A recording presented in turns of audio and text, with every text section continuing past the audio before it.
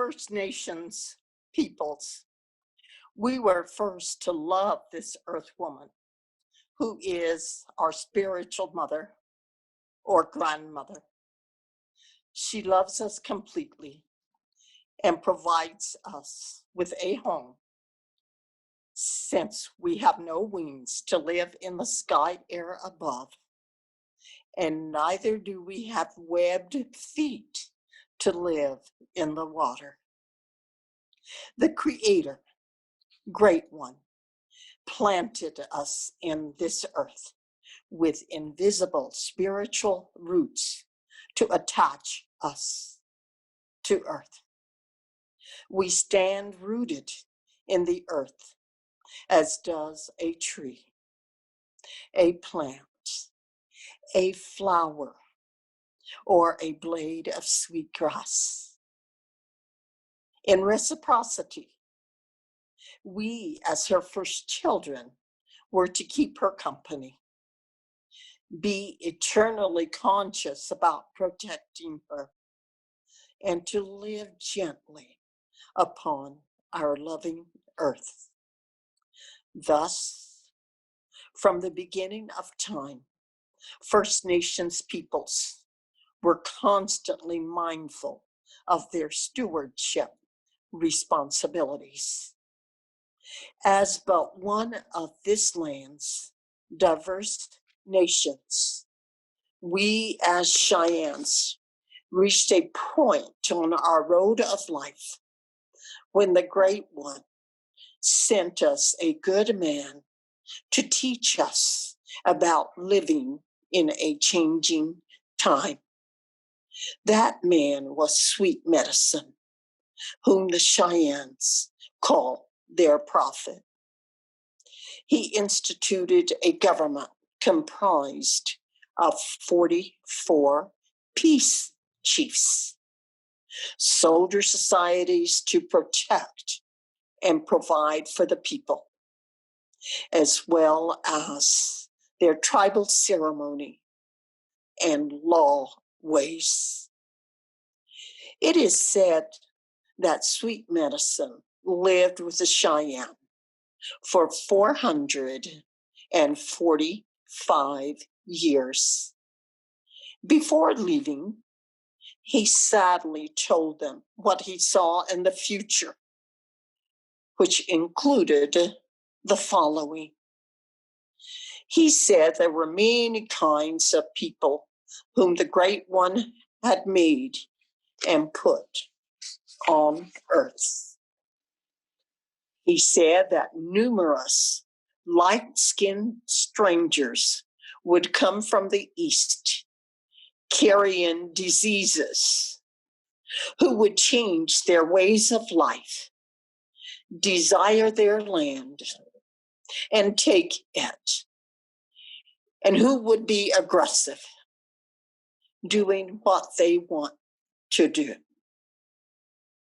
Sweet Medicine told them to watch the changing weather conditions from the doorways and windows of their homes. He also predicted the earth would burn. Sweet Medicine had great power to see into the future, and he warned our grandparents many generations back what would happen to them as they walked their road of life. He foretold today, considering what is happening to planet Earth, specifically in terms of climate change and global warming. He saw today. Ironically, I was born toward the end of the Oklahoma Dust Bowl in 1934. Now, I wonder whether I will see another Dust Bowl that some predict, considering the increase in temperature of the earth and the declining supplies of water which can result in drought. It defies my imagination that the size of some dust storms of 80 plus years ago were taller than our highest skyscrapers. Sadder yet is that parts of this beautiful sacred landscape we call Turtle Island could become a vast desert, a dust bowl that can severely affect food production. In the Cheyenne language, we call the changing weather patterns, such as climate change, Zinitava Damano. It can also be interpreted as a changed place or a different environment.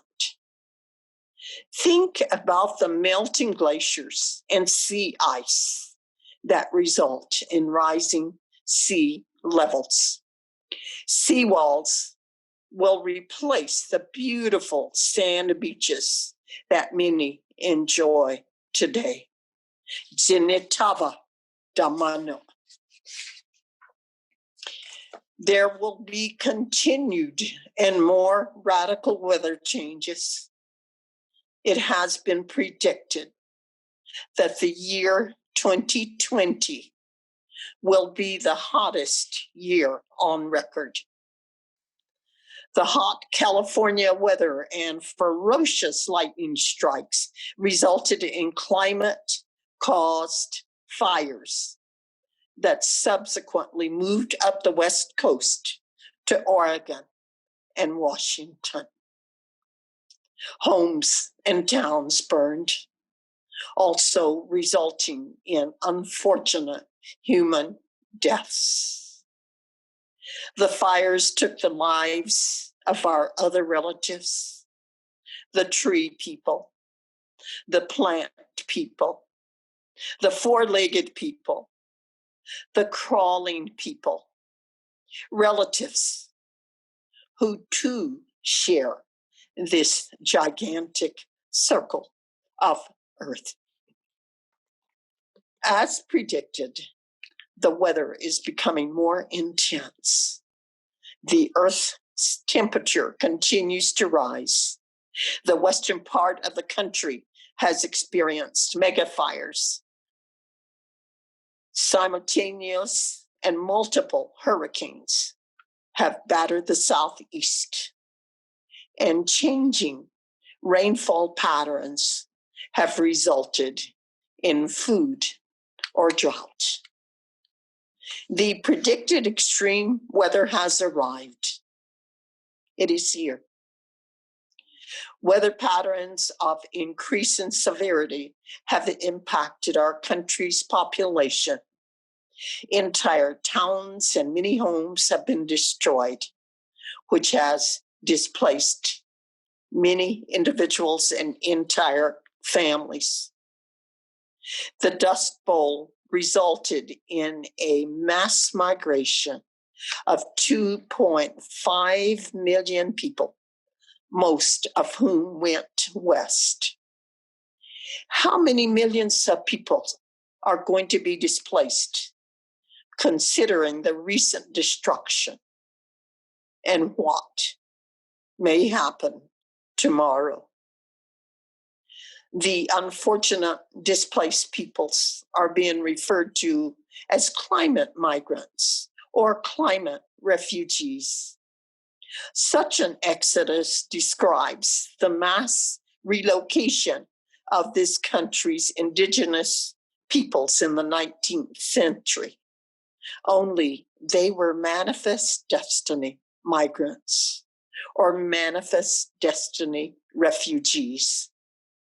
Consequently, we understand the trauma and we have considerable compassion for those currently displaced or who may be displaced by the intensifying effects of climate change and global warming. Where will they go? Some have predicted that those who have the finances could possibly migrate to the northwest part of the country. Still others will probably move into cities. Not all will move, however.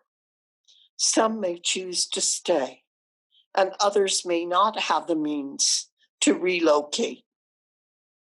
Those who stay will live in uninhabitable places, generally characterized by poverty. There will be a divide between the wealthy and the poor. Writing about climate change gives me a better understanding of Sweet Medicine's sadness as he described the Cheyenne future. Traditional knowledge keepers say that humankind misused its power, and the current state of the earth is the consequence. Thus, we must use our power in a proper and loving way in facing the challenge of our lifetime. We must develop climate literacy and become climate warriors.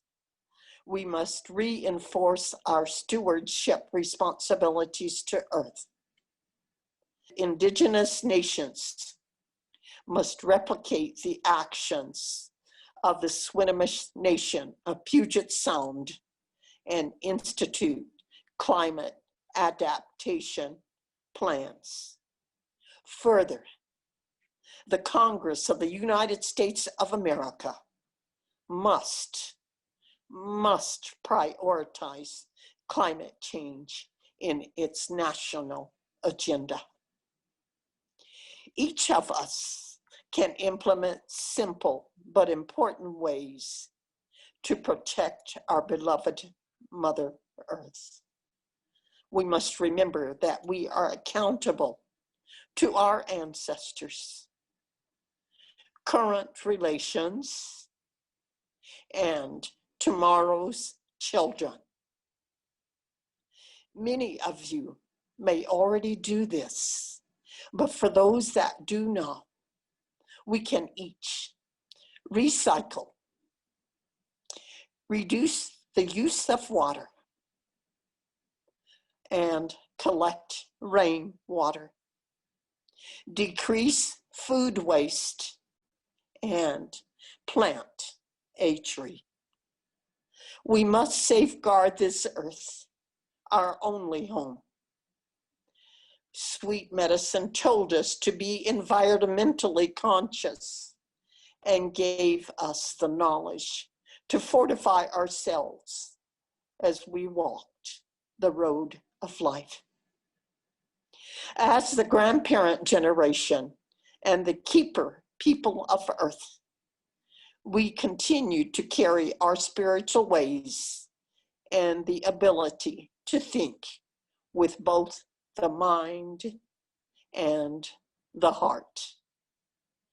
Our ancestors were resilient peoples, and so are you.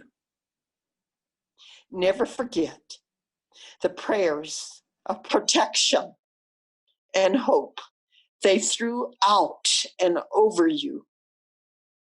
It is your time to pray and throw your powers, your prayers of protection and hope over the treasured blue planet Earth and all life. We are living in the time of prophecy. Nahina'ani, now Shimana.